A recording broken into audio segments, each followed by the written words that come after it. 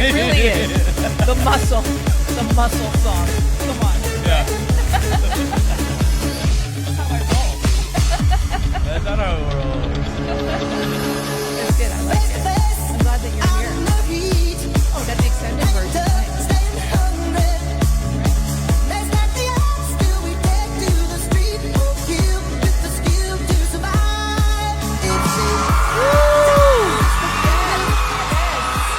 I was good. I wanted to hear some more, but we have to get on with the show. Hey, everybody. How are you? Welcome to our Tuesday evening, Anything Goes to our second week here. And I'm so pleased to be with Joseph Stetter, who is a friend of the show as well, who's been on our Anything Goes show on Thursday nights. And he's actually debuting Anything Goes to week 2. How are you? I'm awesome. You're awesome. Yeah. And Joe is going to take care of talking about everything to do with careers and the job market and recruitment. A lot of ground to cover for sure. Thank you so much, you guys. I want to thank Frequency 5 at FM, Maria and Joseph. I still am dealing with this, whatever this is, but my voice is a lot better than it's been. I want to thank all of you guys, the viewers, the loyal supporters. Thank you so much for tuning in. I want to thank my co-host from Thursday night, Julia Scalise. I hope you're watching. And of course, my baby girl, Felicia at home, and everybody that makes Anything Goes what it is. So how are you doing? Excited to Yes. share some wisdom, impart some golden nuggets of, never thought about that or never knew about that. I know. And I don't know. You don't know this yet, but you're going to know. We're actually using me as a guinea pig to find a job. Absolutely. We are going to do it.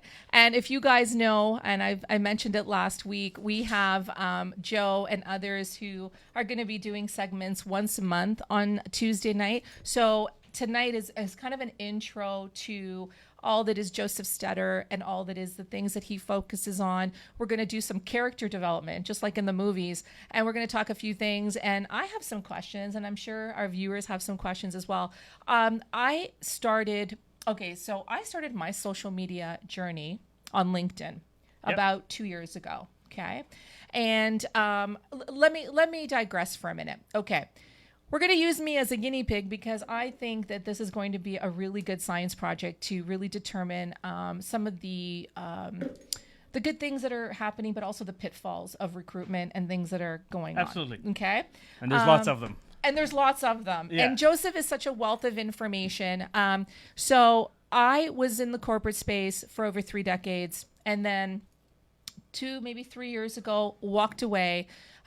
Took some time off for myself, and then I reemerged and decided to kind of fall into the whole entrepreneur startup business. Okay. Yep. And I've been kind of doing my own thing for the last 18 months or so, I started my social media journey on LinkedIn primarily because when I reemerged after walking away to take some time off, I figured LinkedIn would be the best place to look for a job. Right. I had very few followers on there. And one thing that it taught me was, how to work social media, how to build your brand, how to make connections. I never really found a job on LinkedIn per se, but I did find a lot of connections and a lot of great people on there. What do you say about, because I know a lot of people are always like, I can't find a job online. I can't. So I'll start by saying I love LinkedIn as a tool. Yes. But most people don't use it correctly because they use it just like Indeed or Workopolis or Career Builder, where they kind of go, okay, I've posted my profile or I have a resume up there. Right. But then, for example, their LinkedIn profile is very generic. Right. So on LinkedIn, it used to be that you have to request testimonials from people. You can still do that. Right. But they kind of changed the setting now where you can kind of say, here's my skill sets, and people kind of like your skill set. But that doesn't give any value to LinkedIn. The actual testimonials gives you instant credibility. Right. The other thing that LinkedIn has that not enough people use correctly is a function called InMail. So the cheapest version is about $45, and you can reach out to 10 people that are not in your network. Right. Now, what most people do is they go, hi, I'm looking for a job. Please hire me. and you haven't established rapport. That's it. So one of the things I teach people is if you're going to use LinkedIn, first of all, try to find a similarity. Like you went to the same school, university or college. So ask a question like, what was your experience going to that school? Right. If you're reaching out to higher levels, the best way to kind of do that is to kind of say in an email, I'm writing an article or I'm doing research for an article. Mm-hmm. Given that you are an executive in a successful company, can I interview you? Mm-hmm. And then what you want to do is make it about them. Right. So what are you most proud of? What are your 3 biggest achievements? What do you think has made you so successful in this industry? Mm-hmm. And then as they start sharing that information, obviously acknowledge them because it's important. And then after they've shared their wisdom, what you want to do is say, okay, if you are mentoring someone who's new to the industry or hasn't been in the industry for a while, what things would you focus on? Right. So now they're telling you the inside scoop. Now, after they've done that, you've earned the right to say, would you critique my resume? Mm-hmm. Notice I didn't say ask for the job, but critique the resume. Right. Because if you're dealing with an executive, for example, like a VP, who now has bragged about how great they are, she has bragged about how great she is, has shared nuggets of, by the way, do this or do this. And then you've asked them to critique your resume. They're actually writing the resume that they tend to hire for them. Right. And after they've critiqued your resume, you can kind of say, listen, this has been great information. I've learned so much from you. You know what? I'd actually love to work for you because, I think we'd work very well together. I'd learn so much from you. And since they already wrote your resume, they already like you. So I have my own thoughts about the resume, and I'm going to be very rebellious in this area as we progress on this segment moving forward. But that said, Joe, why don't you, I'm going to continue the topic of LinkedIn and obviously some of the ways to go ahead and look for a job and get a job. Thank you, Joseph. So first of all, why don't you let everybody know? I mean, a lot of people do know you, and you, like I said, you're a wealth of knowledge, a wealth of information. And one thing about Joe, you guys, very, very helpful. You guys really do need to connect with him either on LinkedIn. He's on Instagram, the Celebrate Group, and as well on Facebook. Really connect with him. Wealth of information. Always ready to help. Why don't you give everybody a bird's eye view? I know you do so much, but why don't you give everybody a bit of how you started in recruitment and talk to us about some of the things that you've seen in terms of what's been very fulfilling for you, but what have you also found to be very challenging? Okay, so I'll start with I didn't really know what I want to do when I grew up. And so having the parent influence, you need to have a career. I studied economics and business. Right. In the past 20 plus years, I've switched careers 9 times and jobs about 17 times. Okay. Because when I reached a certain plateau of like, okay, I'm the top of the team or whatever, I got bored. Right. And so I was like, okay, I'm not truly passionate about it. And so I kind of transitioned from one to another. And that kind of started my path of understanding this. Now, as part of, life happens. And when life happens, you can either collapse or you can choose to invest in yourself in terms of taking courses on self-development, reading to kind of better yourself. So I did these courses like I did the Tony Robbins Walk of Fire. And when he was doing some of the exercise, I went, why is nobody applying this to work? Why is nobody applying this to the interview, to the resume, to anything like that? And I took not only mental notes, but notes on what and how I would do. And then when I got into recruiting, like I worked in finance, left finance, and got into recruiting. And in my first year working for an agency, I billed $760,000 for them. And my Christmas bonus was cheese and crackers. And when I looked at the owner and I said, what is this? She looked at me and said, well, the cheese is from Pusateri's. The crackers are from the dollar store. And I looked at her and I said... Not even from Loblaws or no. Fortinos. And I looked at her and I said, do I look like I'm 65 years old that I need cheese from Pusateri's? At least buy me a CD because, this is aging myself a little bit. Yes. I can put that to use. And Oh, don't worry. We're going to talk about age discrimination. Don't worry. And I kind of went, you know what? All of this business, like I was in a company that there was 11 staff there. Yeah. The closest person to me was my supervisor, who billed $140,000 for that year. And you booked 760. 60. Yeah. And I looked at the owner and said, most of this is new business that I brought in because I built the relationships, not because you had it, and so forth. You know what? I don't need your brand. I'll go do it on myself. Right. So I've been in recruiting for close to 20 years right now. I've had the pleasure of recruiting for companies like Deloitte & Touche, Aecon Construction, Tata Consulting Services, Skechers Shoes.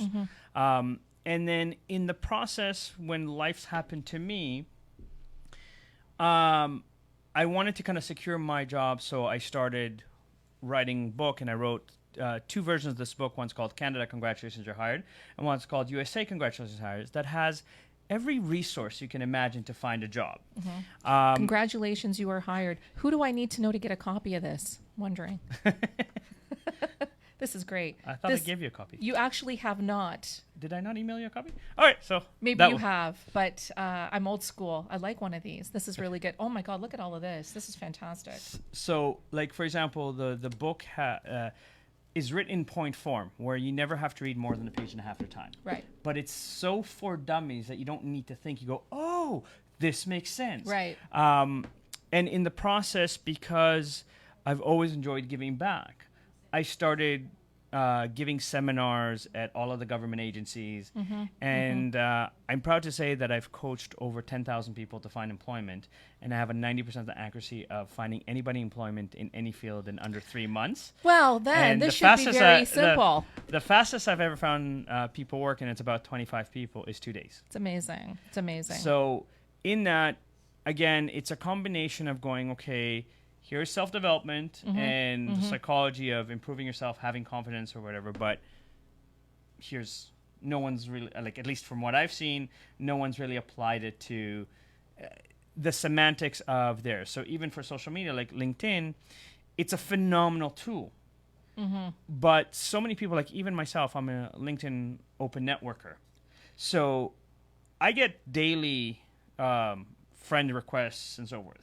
And I'm amused as soon as I say yes to a lot of people, they automatically send me their sales pitch. You know why? Sorry to interrupt you, Joe. It's because I think you do have on your tagline that you are a recruiter, that you work to help get people jobs. No, but I have people trying to sell me, let's say, a better website, or trying to sell me a better social media SEO. Yeah, the sales pitch without even knowing you. Right. Yes, so it's automatic into the sales pitch. And don't get me wrong, I've actually made some great connections through LinkedIn that, are joint ventures that are happening right now. So I'm not dismissing that there's expertise, there's things that can be used in terms of there. And yes, my profile does say, you can go ahead and contact me. But again, it's a level of, for example, if on your LinkedIn profile, similar to a resume, under your skills, you wrote that you're hardworking, dedicated, committed, a team player, excellent communication skills. I can tell you, in 20 years of recruiting, I've never once searched for those words when I'm hiring somebody. Right. And similarly, all those words are subjective, because your definition of hardworking and my definition of hardworking are very different. Yeah. And if I use industry examples, like, for example, someone that works in public accounting during tax season, it's mandatory practically that they have to work 80 hours a week. Yeah. So what's hardworking? 100? Whereas in someone that works as a nurse, for example, might have to do 4 hours of overtime because the next shift hasn't arrived, whatever happened. Both are very hardworking, but the definition of hardworking is very different. Yeah, and it's all about differentiating ourselves, isn't it? Correct. And so the generic kind of profile, like, I've worked here, I know how to do this, I know how to do this, is redundant to me, because look, anybody can say, I know how to do something. Just because you sold lemonade when you were 10 years old doesn't make you a salesperson. Self-starter. Right. But doesn't make you a salesperson per se. Right. There. Now, if you've been in sales where it's predominantly account management, but you're not actually selling, you're just upselling, it's a slightly different skill set than fully selling. Yeah. For example. So, and the way that the easiest way to describe it is, when you're at work and you come home to your partner, your family, most of the time you don't say, I worked today. I did some stuff. I did some stuff. Right. Yeah. You usually go, you know what? I was dealing with this huge problem, and I figured out how to do it. I did this, this, and this, and I'm so excited that I solved it. Right. That is the energy that you want to portray on your LinkedIn. The accomplishments, the solutions. Right. Yeah. On your LinkedIn, Yeah. on your resume, on your interview. And this is a mistake that most people make in the job market because, unfortunately, in North America, if you were to line up, let's say, a law job and an engineering job, an accounting job, a marketing job, an IT job, 70% of the job description is exactly the same. Yeah. All of them say other duties as assigned. All of them say excellent communication skills. And trust me, I've met a lot of people with really bad communication skills, but they get hired. Multitasker, working on multiple right. deadlines. So when people try to customize, and I use that term loosely, their resume, they're trying to stick all these generic, subjective words that don't really help you, and they're not actually focusing on the right thing. So same thing on the LinkedIn and the resume. It ties in that we've been taught as a society to focus on the action words: manage, direct, liaised, coordinated. And yes, you need them. But if you don't tell me the results that you produced at work, it doesn't matter that you managed. Yeah. Because if you tell me I managed a project, as an employer, if I don't know the company that you worked for, or I don't know you, I'm going to assume you did this much work. Right. But you might have done this much work. So if you say I managed a project, but you don't tell me the budget of the project, you don't tell me how many people were involved in the project. I feel like it's like telling a story, a really compelling story, so that people will want to learn more about you. But we're going to get to it in a second. I want to see who's tuned in. This is really good. I could talk about this for hours and hours. And I want to also just leave this with you, and then we're going to get back to it, is, again, when I joined LinkedIn, and this was like the start of my social media journey, okay, I used to see every other post really, really ragging on recruiters, okay? Talking about how crappy recruiters were and recruiters were useless. And I have some fantastic friends, Joe included, that are phenomenal recruiters, phenomenal people, very, very passionate. There are some myths, I think, associated with recruitment in the context of, they are trying to follow a direction from their client who's hiring them to find a specific niche person, right? So there's so much gray. It's not a black and white. But here's the thing, and this is, I think, where most people forget when they think about recruiting. Like any industry, there's good and bad. Yeah. Like any industry, there's politics. Yeah. Like any industry, there's So you have to understand that, for example, in the world of recruiting, if I've interviewed Mirella and my coworker is the one that has the job posting, my coworker might not want to split the commission with me. So he's not even going to look at Mirella, or she's not going to look at Mirella because they don't want to split commission. Right. I know of, especially some of the larger agencies, where if, let's say, I as a recruiter have good rapport and I've gotten a number of orders filled with the same client, head office can come in and say, you know what? This is now a head office client. It's no longer yours. I've had a client that, would tell me I need urgently this many people, and I would work 18-hour days to get them, and then they would say, okay, put them on hold for a month. Right. And then put them on hold for 3 months. And so there's that level where sometimes the client is very slow in responding. Canadian culture as a whole, we're very afraid of confrontation. Oh, yeah. And I have a question too, Joe. Why is it that I see sometimes the same postings regurgitated over and over again? They are, 18 days old and 30 days old and 60, then they come back 2 days. Is it because they haven't found them? Is it because they haven't removed them? Is it because they are they've got somebody hardwired internally and they're trying to see what's going on out there? There might be kind of up to 5 factors that affect it. Number one, similar to your job, if you post on any of the databases, but you haven't touched your resume for let's say 3 months, you're on page 700.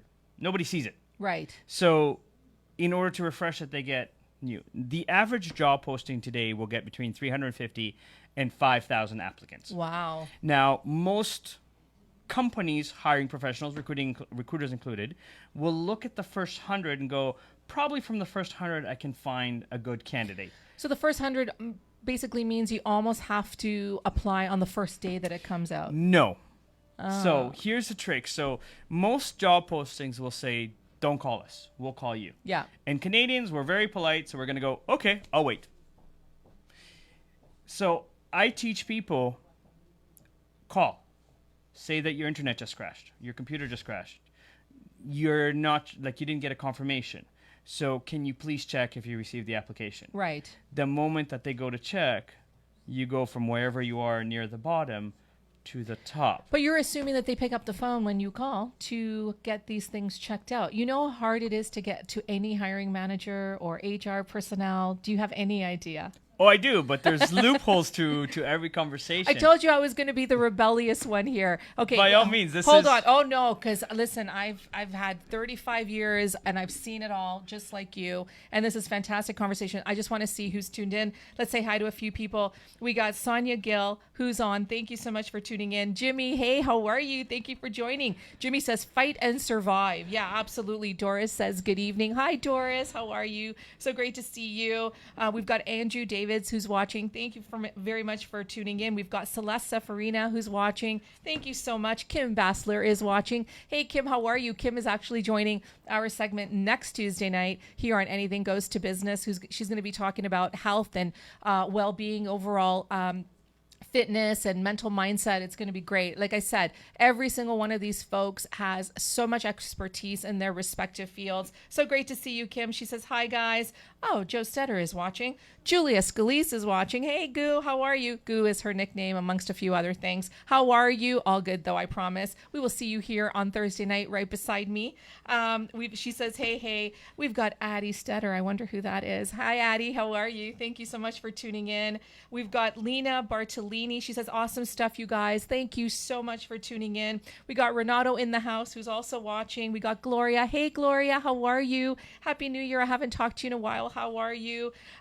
Gloria says, hey there, glad I could join. Renato says, hey, how are you doing? Lena says, exactly. Addie says, so true. Amazing tips. Absolutely. And this is literally, you guys, just the beginning. There are so many tidbits of wealth of information that Joe is going to be offering. And like I said earlier in the show, tonight's episode is really just to kind of provide an intro, an overall overview, kind of the start of a movie that's going to be developing, if you will, because there's just so much to cover. And I'm looking forward to doing this with Joe in subsequent months. And if you guys missed it, I'm also using myself as a guinea pig. I've actually tested out a few theories a couple of years ago, and then again recently over the course of my own journey. And I'm literally going to put Joe on the hot seat on this because I've been a hiring manager and I have been working in the corporate world, and there is not the wrong way and the right way. There's just good and bad in everything. There's pitfalls with everything. And I feel like there's the right way to do things, but I also feel like there's a few processes that are very flawed, if I can say, right? Listen, it's all about perspective. There is always a process that might be flawed, but if you tweak it just a tiny bit, it becomes brilliant. It becomes brilliant. It's how you have apply such brilliant tips too. Like, yeah, I'm telling you, like, honestly, you guys, stay tuned. We've got, I hope I pronounce this correctly, Marius Galiza says, very informative. Thank you so much. Adam Moss. Hey, Adam, how are you? Great to see you on Anything Goes here on Tuesday nights. He says, Joe knows his stuff. Brilliant mind. Everyone pay attention. Thank you. Yes, absolutely. I'm going to pay attention too. Elena's watching. Hi, Elena. How are you? Lena says, Joe, amazing. Thank you guys so much. Thank you. Let's go back to a couple years back. So, excuse me, guys. So a couple of years ago, about 3 years ago, I walked away from the corporate career. And a lot of people do know, some people don't know. I had to. It was just a matter of some personal and professional catalysts that had kind of come around in an 18-month span. And so I decided, after 35 years, it was time to take a break. Now, some people would say, Marella, how would you do that? You left a high-paying job. You didn't have a job to fall back on. when it comes to health, when it comes to mental, emotional, and physical health, you have no choice. I made the right choice. I always felt that I could make the money again, but I really did need to take the time for myself, and I don't regret the decision. But here's what I found, okay? My career progressed. So if you think about, so my areas are, there's a whole bunch, but marketing, branding, communications, business strategy. There's a lot of just promotion and business development and event planning and social media and digital marketing, and it goes on and on and on and on, okay? And I've been very fortunate to work at all different levels and even being embedded in operations and business strategy, okay? And I'm a people person. I really believe in people and culture, and company culture is very important. I just posted today about how I will continue to advocate for mentally healthy workplaces. I think it's very important. I'm very smiling important. because I've just rebranded myself as a corporate culturist. And so there's a level where I look at an organization, and here's the thing. In my recruiting business in the past 20 years, I've maybe replaced 5 people under warranty. Right. And my warranties are usually 6 months to a year because I'm that confident in my candidates. Right. Because I'm not afraid to be transparent with my candidates, say this is the good, this is the bad, this is the ugly, so you know what you're getting yourself into. Yeah. And I'll give, if I may share a quick course, example. Of course, so yeah. I remember I had a client, manufacturing company. The owner was a very, very dirty old man. Let's just say he would borderline sexually harass his administrative assistant. But when I came in, he was very open about that. So he was willing to pay Really? $20,000 above market to find an administrative assistant that would tolerate that, and some very hefty bonuses. Now, because of the client confidentiality, I couldn't interview you and say, you'll be sexually harassed.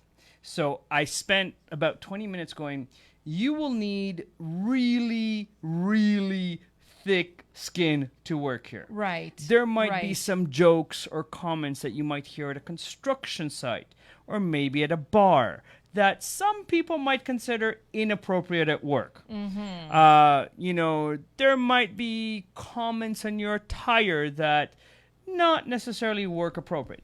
And I would repeat this until the woman would basically say back to me, so you're basically saying to me that this guy has a lot of sexual energy. And so I found a woman that had a lot of sass and loved that kind of banter. Like that challenge? Not that challenge, but the banter, the sexual banter. She loved that. And she ended up working there for about 6 years, making $95,000 as an administrative assistant with her bonuses. And until she went back to become a project manager, I kept in touch with her, and she told me this was one of her favorite jobs. You're kidding. No. And I'm going to challenge this for a minute, okay?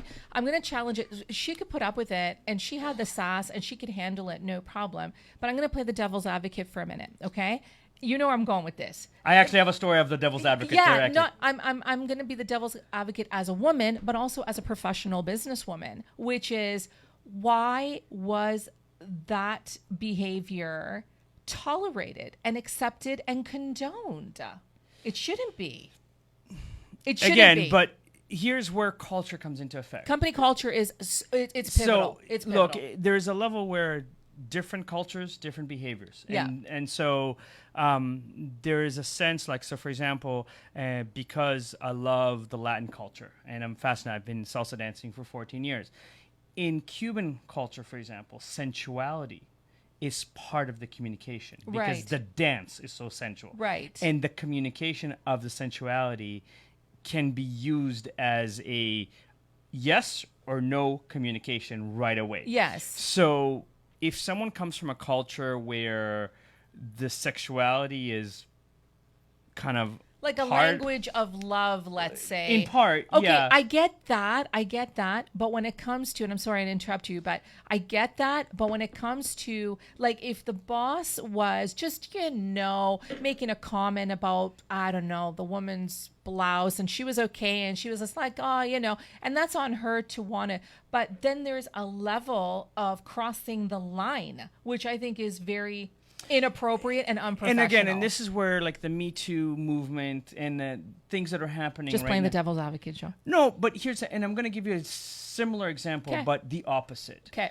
I have a friend that graduated from HR, got hired for a non-for-profit organization, and the president was very sexually inappropriate.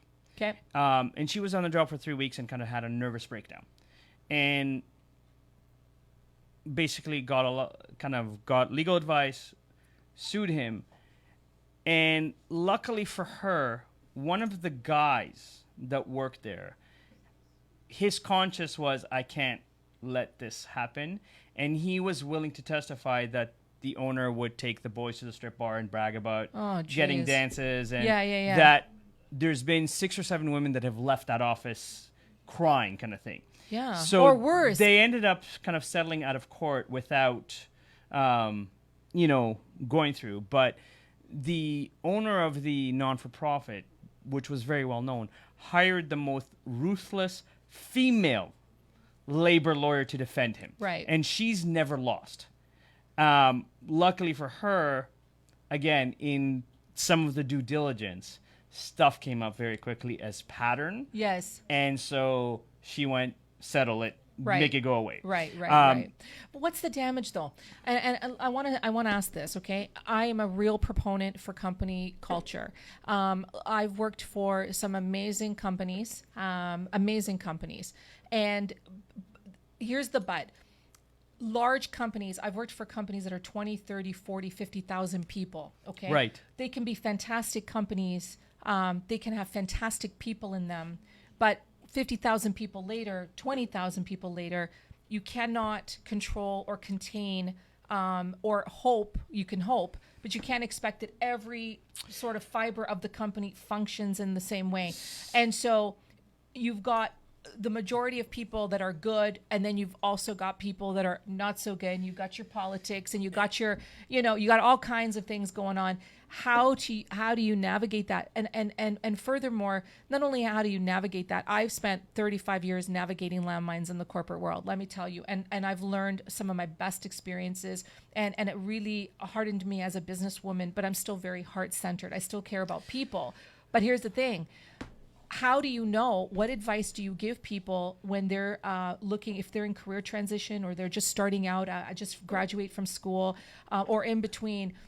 What advice do you give people? Sure, you can go on Glassdoor and they have like the reviews and this and that. A lot of... But how do you know, I don't know you 100% know company culture, but what advice would you give people when they say, but Joe, listen, I really like this role, the money's right, the location's right, but I'm really concerned about company culture. How would I know?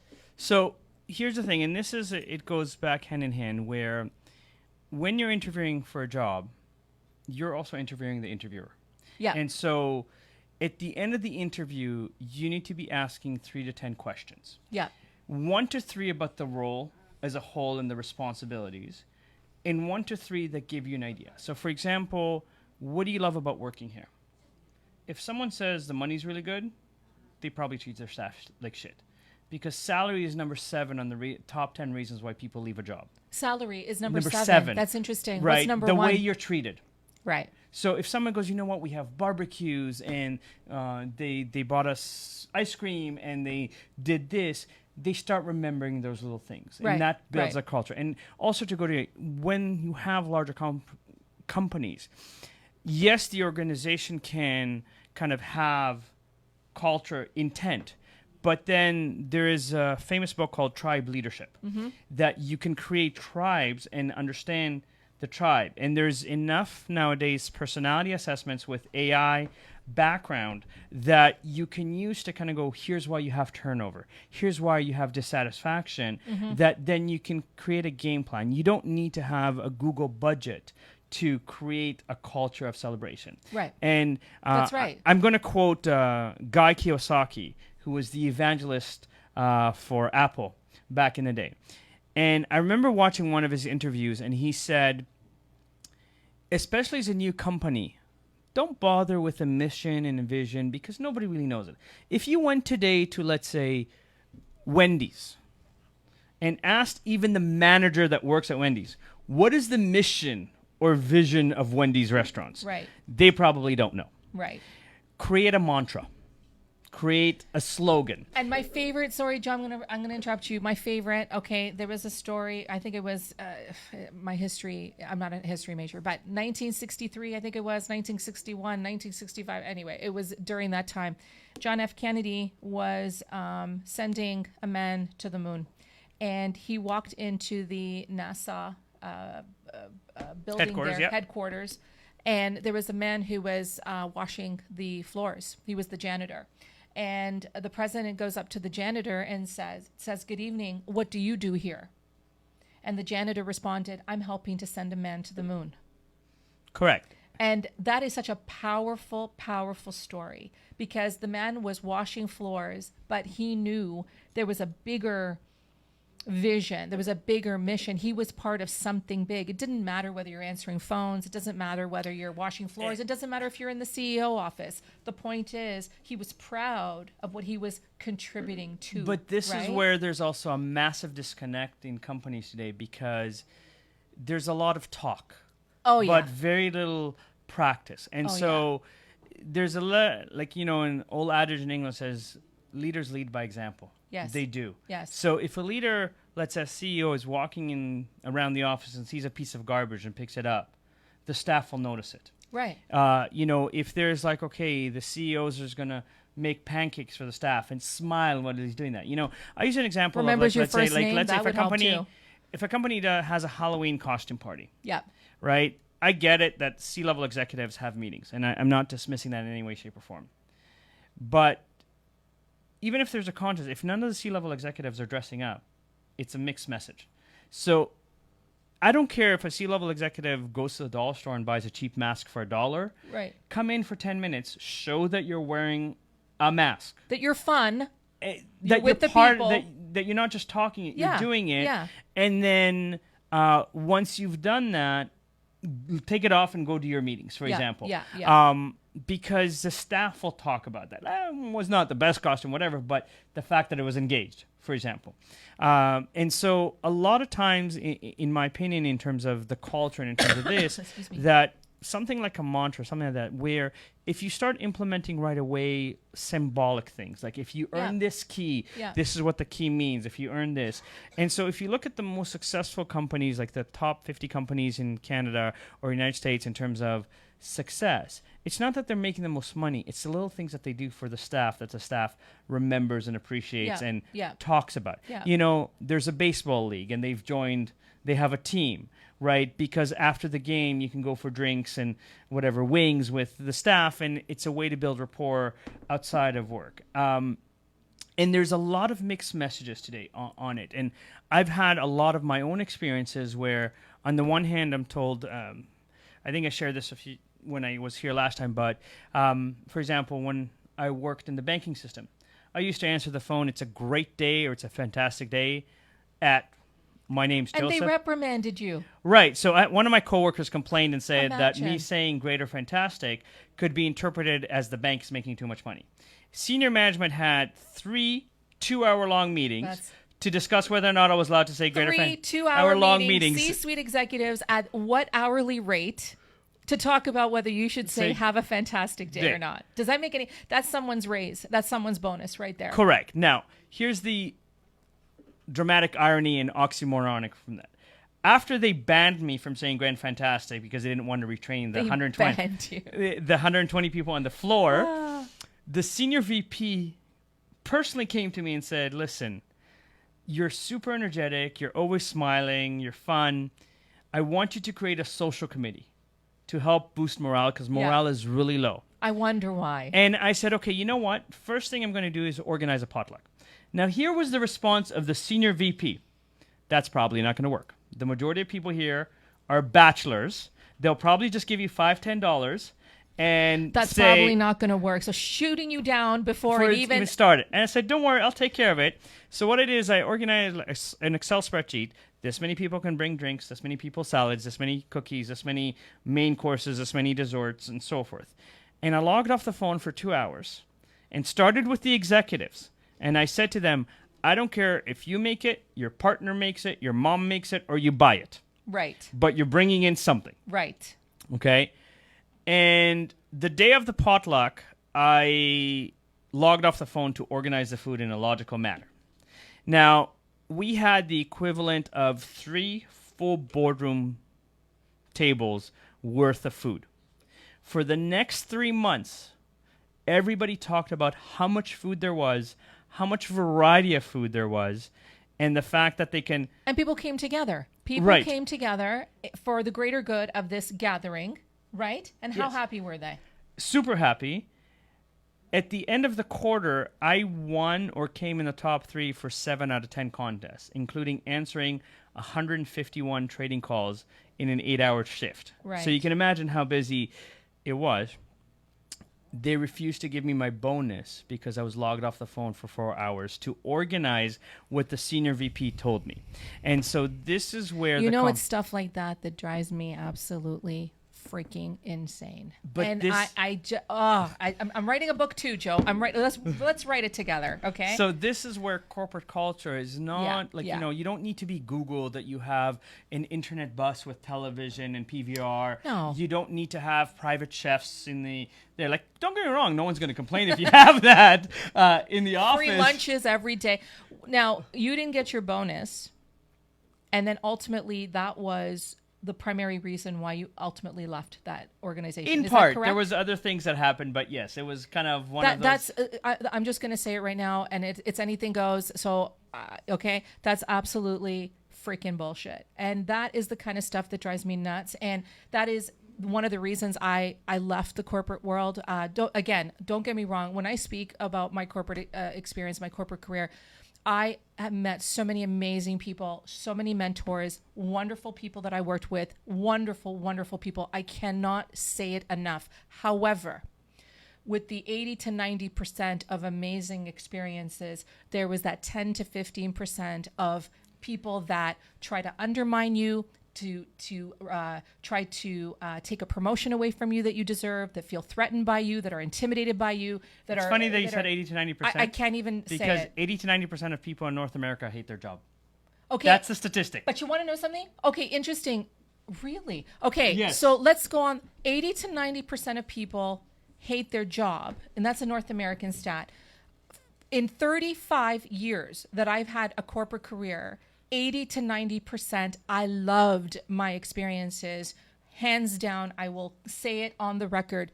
But it was that 10 to 15% of that negativity, that toxicity, the BS of people trying to undermine you when all you were trying to do was help, and you're raging against the machine. It was that 15% that left me exhausted, quite frankly, right? So it's an interesting paradox when you look at the stats, and right? here's the kind of, we'll call it from 2 parts of looking at this. So a lot of organizations are trying to save their pennies to make a dollar, as opposed to looking at bigger picture and reward Oh, you recognition. don't say. So, like, Yes. my father was a civil engineer, God rest his soul. He was in charge of a project that involved 15 buildings. Right. Instead of hiring somebody at his level that has knowledge and in-depth knowledge and pay them, let's say, $160,000 to $200,000 as a executive director to handle what he did, Right. they decided we're going to kind of cheapen and hire more junior project managers at $100,000. But they ended up hiring 7.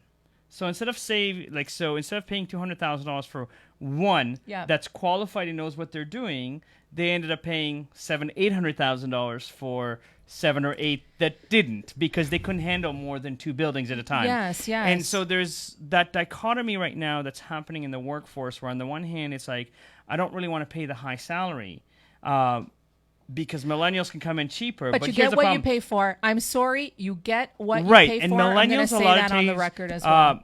Sorry. might be technically good with certain things, Mm-hmm. but they don't have the maturity to handle big things or big situation. Like, Yeah. you know, Yeah. one of my favorite books on leadership by Steve Farber is called The Radical Leap. The and Radical Leap. The Steve Radical Leap Farber. by Steve Farber. And the story goes that this guy has been by the book, loses his job all of a sudden. And he starts kind of reaching out to his friends. Is like, okay, you know, can you give me advice? Can you? And then he starts kind of going, okay, what's your definition of leadership? And at a certain point, he meets this beach bum. And the beach bum tells him that leadership is the acronym LEAP. Love, energy, audacity, and proof. Yeah. He said if you cultivate love, you will generate energy. You will inspire audacity, and the proof will be in the pudding. Yeah. And then he said the difference between a leader and then what he calls a radical leader is OS exclamation M. Better known as oh shit moments. And so, right. But there's a level where, again, unfortunately, I shouldn't say the majority, but many organizations are so focused on management, not leadership. 100%. 100%. Say that again. So too many companies are focused on management, not leadership. Exactly. And I love to use this case study. To my mentor, I apologize because I know you've worked with them or you work with them. But if I compare the two biggest giants in retail, Costco and Walmart. Yeah. So because I've done a lot of research on this, I know that the top store manager at Walmart in Ontario is making about $70,000 a year. At Walmart? At Walmart. Okay. Now, the four Waltons that own Walmart that are each worth between $38 and $45 billion believe that if they gave $1 raise to their staff, they would go bankrupt. Now, the sister built a $150 million museum in the middle of Idaho, in the middle of a potato farm, to bring culture back to the people. But because the museum was built, they could also open a few Walmarts around there. And if you say the word raise or the word union at Walmart, you're fired instantly. And Walmart has a very aggressive micromanagement, kind of hovering it over you, yelling at you mentality. Now, Costco, on the other hand, the worst Costco store in Ontario, does $1 million a day, not on a weekend. During the week. During the week. And they pay their staff a lot more. No. There is cashiers at Costco that make $100,000 a year. So do you know anybody at Costco that can get me a job? Yes. So they start cashiers at $17 an hour, and they measure cashiers on how fast you are, how accurate you are, and your ability to do quick chit-chat but keep the line moving. Yeah. If you score well in one of those three categories, within your 6 months probation, they actually bump you to $21, $22 an hour. Right. Because Costco has calculated it costs them on average $140,000 a month to lose one good cashier. Right. And so at Costco, 70% of the back office started being cashiers or pushing carts there. So when they promote internally, they give you a month and a half to train your replacement so that there is little to no gaps because you're sharing the advanced wisdom, not the basic training, for example. Now, Costco offers their employees benefits, especially if you're full-time, and discounts, especially on products that they want to kind of out of the store. And if you go to Costco and Walmart, most of the time when you go to Walmart, if you look now, they don't even want to pay cashier, so you have the self-checkout. And at Walmart, the majority of the people at Walmart look like they're ready to die. They don't look happy. You go to Costco, even on a weekend when it's super hectic. Yes. All of them are cracking jokes. All of them are smiling. All of them are energetic. And you know what, Joe? Sorry, I want to mention this. You talk about turnaround, okay? I'm not saying all companies, but a lot of companies are notorious for not understanding if you treat your people well, and they're bringing in the revenues and they're doing their job, and you make it so that they don't want to leave, okay? And productivity goes up, and they'll continue to work really hard for you.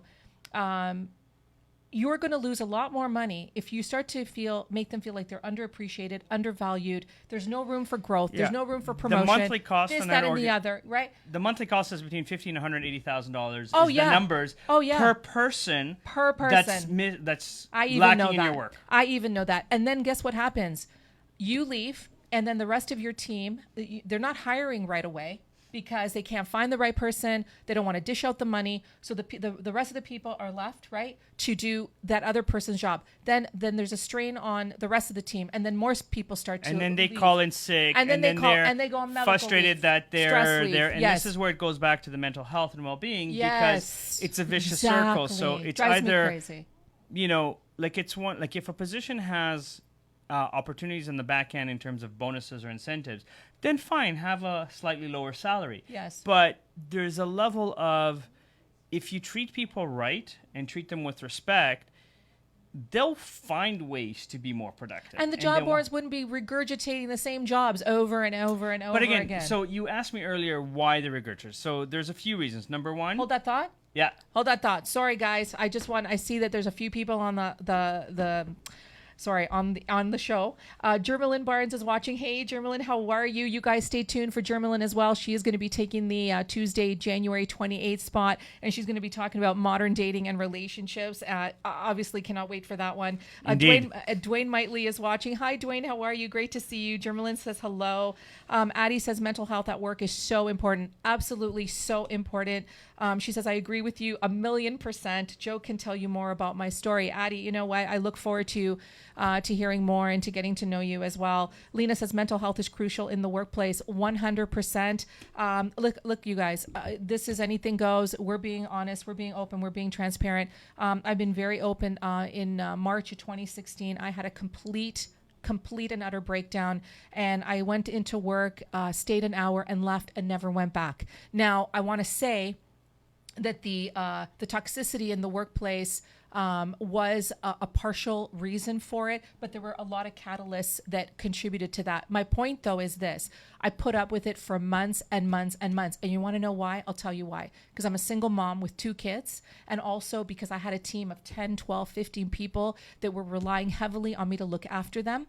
And once I knew that they were going to be okay, or at least my interpretation of them being okay and landing jobs within the organization, because there was a lot of mergers and acquisitions, I ultimately left. Because that's what a leader does. They look after their people. They take care of their people. Otherwise, you know what? Why are you a boss? Just to say that you're a boss as a title, it doesn't cut it for me. So I'm very passionate about this. Let me tell you. Joe. Lena says, Joe, that's crazy. She says, yes. Lorena is watching. Hey, Lorena, thank you so much for tuning in tonight. Lovely. Addie says, always going the extra mile. Joe is always going the extra mile. And this is what I really appreciate about him. And you know what? Like I said, there are people that are going to toe the line exactly the way that they got to toe it. And then there are people that will bend a little bit. And, we talk about confrontation. We talk about a lot of different stories. I know a lot of C-suite executives. God love them all. But some of them will take on the challenge, will take on the hard discussions, will make the difficult decisions. Some of them have actually said to me, Morella, you're worth your weight in gold. But if I bring you on, I will have to make a whole bunch of unpopular moves. Well, you know what? Make them. Because this is what I challenge people. If it's not good for the company, if it's not good for the culture, and if it's not good for the greater good, why are you keeping things status quo? A leader needs to lead. Because ego kicks in as opposed to being of service. Yeah. And when ego kicks in, you have this mindset that, okay, we're big, no one's going to touch us. This is a perfect example of, let's say, what happened with Monster and Indeed. When Indeed first came out, Monster was like, yeah, we're Monster. No one can touch us. Didn't Indeed take over? No, Indeed. They're the number one job finding board. Who did Indeed take over? Workopolis? Indeed, there was a merger of sorts there with Indeed and somebody else, no? I don't know who they merged, but I'm just saying, like, in terms of Indeed invested in their AI, invested in their platform, invested in getting resources to people. So they gave Monster a run for the money. And they overtook Monster. Right. They overtook Monster. So now people go Indeed, not Monster. And it was just because ego kicked in. We're too good. We're too big to fail. In fact, there's a movie called Too Big to Fail, which is what happened with the banking system in the United States and how even though they basically, the CEOs gave themselves $50 million bonuses and gave out a lot of bad debt, because the U.S. government owns 25% of the banking system, they gave them $1.8 trillion to kind of bail them out. First round was $900 million or $900 billion, and then another 900 because, and that's when the second 900 when they merged the banks to try and minimize some of the bad debt. Yeah. So the movie talks a little bit about that, but it's that mindset of ego as opposed to service, and a lot of leaders kind of go, but I'm the leader. And again, I respect that you've earned the right to call yourself a C-level executive or that you are an executive in whatever capacity. I respect the fact that you've got an education, you've got a background, and you've got achievements. But if you have a mindset of, one of my favorite adages in English is, the moment you stop learning is the moment you start dying. Yes. And the moment you stop surrounding yourself with people that are as smart or smarter than you that can help you, that is when problems start. Because I'm telling you, it should not just be, look, I've been a boss. I've had a lot of people work for me, but it's always been a democratic environment. I've always made sure that everybody felt like their ideas were important, that their ideas were going to be executed, that we were all working together. It was none of this like higher up and you're down there at the Henry bottom. Ford had it right. And then a few of my clients used to say, so Henry Ford, when he first tried to kind of come up with the concept of the car, was sued that he's too dumb to run the company. And in the court, they were like, okay, in history, who did blah, blah, blah, and who did blah, blah, blah. And he's like, I don't know. And at a certain point, they actually, like, the prosecutor was like, you're too dumb to run Ford, kind of thing. And he went, listen, there's this little device where I can press a button, and I can get a history major to come in front of me and tell me all these stupid questions that you're asking me. Right. My focus is on building the car. That is what I need to know. I don't need to know all these questions that you're asking me. Right. And, one of my clients used to say, and kind of what Ford said, but in a different way, as the president of the company, I should never be the smartest man in the room. Right. And so... Right. And if you are great, and if you're not, it's okay to give everybody else a chance. That's why they're there, to help you grow the company, the business, the culture, the morale, like the profits, everything. And one of my favorite shows is called Undercover Boss. Mm-hmm. I always laugh at the end of the show when the executive goes, oh my God, I should talk to the people who work here. I might get some ideas on how to make things better. I'm like, no, you don't say. Like, it's amazing, isn't like, it? I get that you don't connect with all your staff, especially if you're, like you said, 10, 20, 30,000. You can't connect to everybody at the entry level and stuff like that. And I'm not dismissing that in any way, shape, or form. But there's a level that if you create the tribe mentality, you create incentives for people to contribute ideas. Yes. Whether, even if it's not monetary, but give me an award, give me a plaque, give me a pat on the back. Listen, there's so many ways. The potluck. Yeah. Okay, I wanna do something really quickly, and then Joe, I want you to answer. You mentioned this earlier. The top 5 to 7 reasons why people leave companies. I think it's really important. But I want to just give a shout out here to Marca is watching. Hi, Marca. Thank you so much for tuning in. Arturo Flores says good night. Thank you so much for tuning in. Maria says company culture makes a difference. 100%. Lena says you're amazing, girl. Thank you. Thank you so much. Listen, I am very, very passionate. I care a lot about people, and the type of leader that I was, and I think I still am, is the kind of person that wants to see people flourish and grow and develop.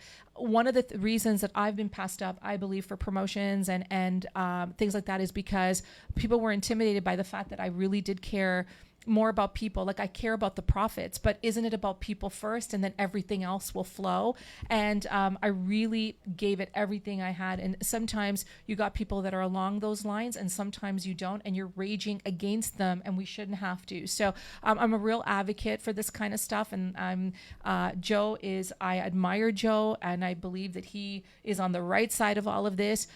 There's just too much. Look, I'm going to put it out there. Okay. Just because you are in a leadership position does not make you a leader. Just because you have the title does not mean you can do the job. I have seen people, you got a pulse, by default, you get the job. And there's a lot of people out there that are more than qualified, and they will not even get a phone call because of the ATS systems, the resumes not being like the keywords, people getting passed over for whatever the case may be, and it's not right. It just drives me crazy. But, okay, we continue on.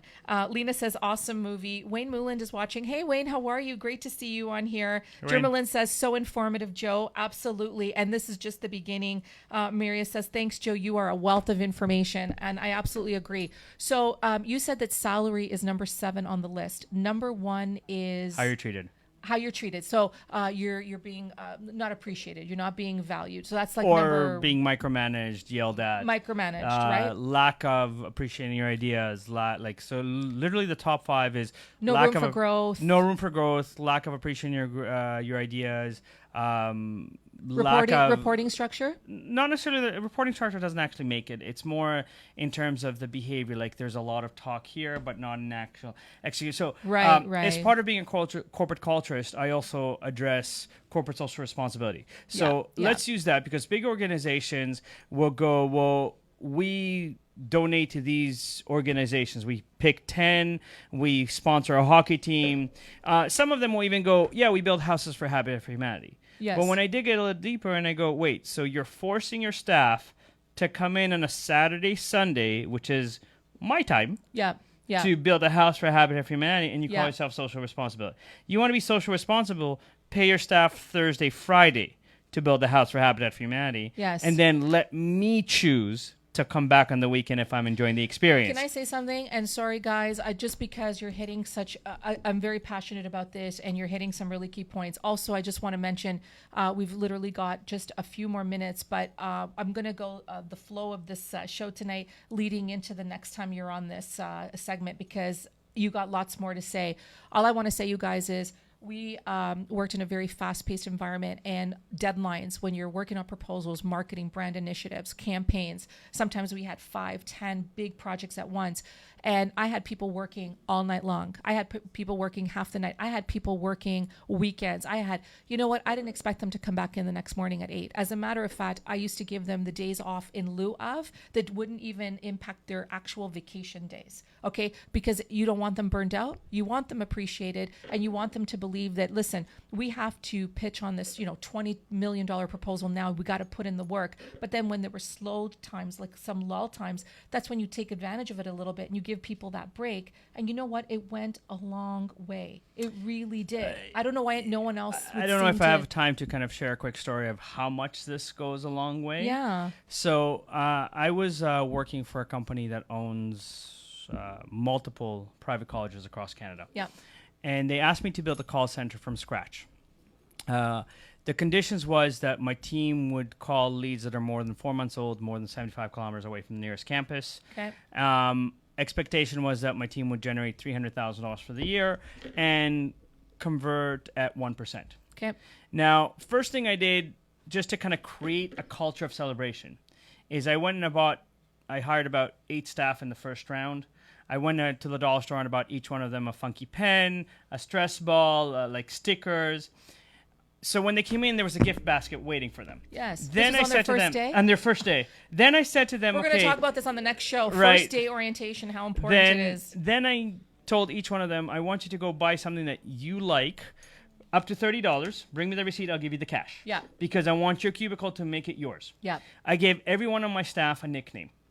So I never addressed them by their name. It was always funny nicknames like Giggles, Hot Mama, things like that. Hot Mama, just be careful. No, that was actually an older lady, and she actually loved the name.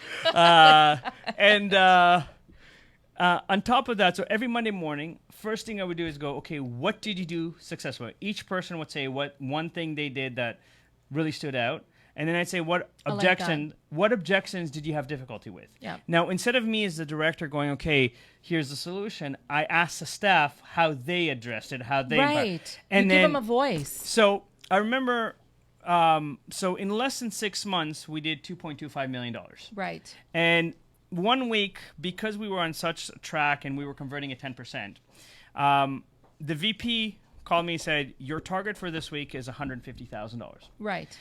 Told the team this, I said, guys, if you guys hit $150,000, the whole team will be rewarded. By Wednesday at 3 p.m., they were $220,000. That's amazing. So I told them, Friday at lunch, you guys are getting a gift. At lunchtime Friday, we were at $310,000. I bought all of them VIP tickets to the movies. I gave each one of them a $25 gift certificate to buy food so that there's no restriction. Who doesn't love food and movies? Right. Yes. And I sent them during work hours. Yes. Now, 100%. the VP calls me and goes, did you just send your entire staff to the movies during work hours? I said, yep. He goes, what's wrong with you? I said, you asked for $150,000. we did 310. Yeah. Yeah. He goes, yeah, but it's workouts. I go, yeah, that's why I stayed, because I told the team, if anybody calls back, I'll answer the calls. Yes. You guys go enjoy. Now, I want to say, sorry, Joe, we got to end it for tonight, but that is a leader. That is someone who makes an executive decision for the greater good of the business, but of the people. And I love that story. All right, guys, we are run out of time. We did start a few minutes late, my fault, but we made it up. Thank you, Frequency 5 FM. I really appreciate it. Joe, let's go with some final thoughts. We know that we're going to cover off again. So we started off with the resume. Make sure that you add personality. Make sure that you add results. I don't care that you know how to do something.